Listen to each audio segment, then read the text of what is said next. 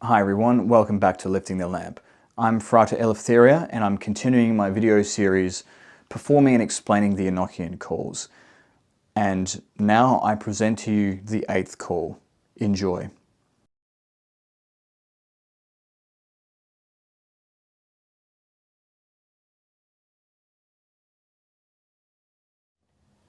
The midday, the first, is as the third heaven, made of hyacinth pillars 26, in whom the elders are become strong, which I have prepared for my own righteousness, saith the Lord, whose long continuance shall be bucklers to the stooping dragons, and like unto the harvest of a widow. How many are there which remain in the glory of the earth, which are and shall not see death until this house fall, and the dragons sink? Come away, for the thunders have spoken. Come away, for the crowns of the temple, and the coat of him that is, was, and shall be crowned, are divided. Come, appear to the terror of the earth, and to our comfort, and of such as are prepared.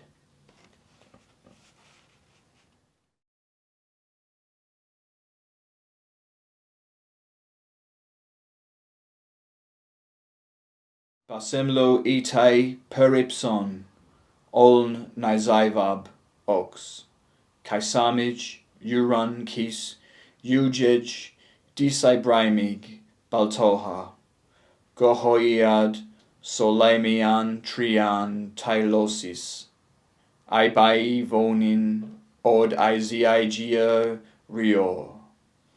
Iljunkista disaiaiox bust kaiosko, dieskis odilpuran tiola kaikog, o isailman lonko od vovina karbaf, niso baigal avaivaigo gohon, niso baigal mormaio siaion od mabza jadojas morma polip.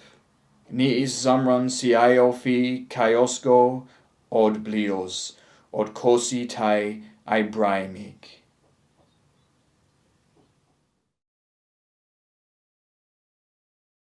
So, the realm that is being described in this call, the realm that is being opened in this call, is one where there are pillars of hyacinth at the sun's zenith. That is to say, the midday zenith, which of course in the northern hemisphere, where these calls were given, referred to the direction of the south. So again, we see the progression of the cardinal points being followed in a logical manner. And hyacinth is a reference to the stone of lapis lazuli, which very much resembles the color of the sky, particularly at dusk or in the early hours of the evening, one might say. And so we have these pillars that have been set up, and later in the call we're told that when the pillars are removed, it's essentially a sign of the end times, because the pillars are actually keeping back the forces of the dragon, which are trying to invade the created universe from the outer darkness. And once those pillars are removed, as we are indeed told they will be one day in this call, that is when the incursion of the forces of darkness begins, and that is really one of the things that signals the end times. You might think of the war in heaven in the book of Revelation. But unlike in the book of Revelation, where there's a single dragon, we are given the plural of stooping dragons here. It makes you think of, in the knowledge lectures of the Golden Dawn, the way that the seven-headed dragon is said to have put its heads in the various Sephiroth of the Tree of Life during the fall in the Garden of Eden. A sort of dark force that leaches into creation and corrupts it. So these pillars of hyacinth seem to operate in very much the same way as the 4 watchtowers are said to have done elsewhere, we are told by the angels, in their communications to Dee and Kelley, during which they gave the Enochian system. And so perhaps that is part of the reason why the Golden Dawn were so keen to find a connection between the elemental watchtowers given elsewhere in the Enochian system, and with these first 18 calls.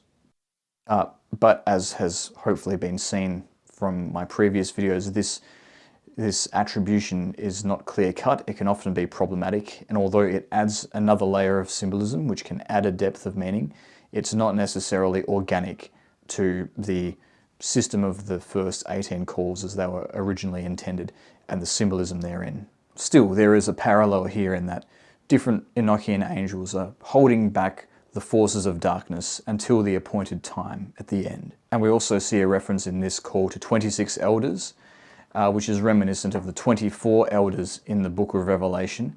The numbering is not the same, but the concept of the elders is again something that we see in the sort of celestial beings surrounding the throne of God in the vision of the book of Revelation, beings which are also associated with the end times and the sort of inaugurating of the eschaton, of the apocalypse. And so that symbolism is born through here, and the 24 elders are also said to represent the zodiac because 12 times 2 is 24. So when I did my own scrying of following this call, I got given a mysterious message about the secret rulers of the world, not in an Illuminati sense, but in the sense of like spiritual powers, which had authority over the world, which were of God and could give a blessing to matter, but nevertheless were kind of like this secret government.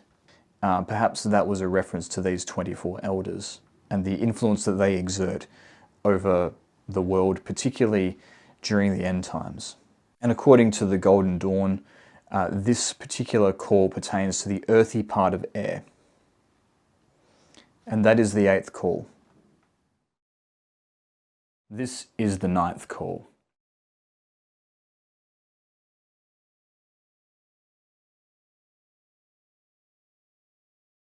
A mighty guard of fire, with 2-edged swords flaming, which have vials 8 of wrath, for 2 times and a half, whose wings are of wormwood and of the marrow of salt, have settled their feet in the west, and are measured with their ministers, 9,996. These gather up the moss of the earth, as the rich man doth his treasure. Cursed are they whose iniquities they are. In their eyes are millstones greater than the earth, and from their mouths run seas of blood. Their heads are covered with diamond, and upon their hands are marble sleeves. Happy is he on whom they frown not. For why? The God of righteousness rejoiceth in them. Come away, and not your vials, for the time is such as requireth comfort.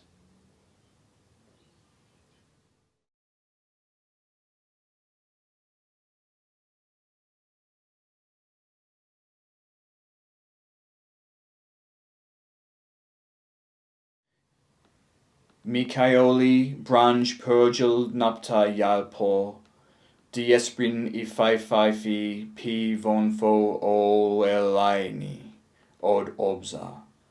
Sobkai upira kis taitan od trainan bailihi.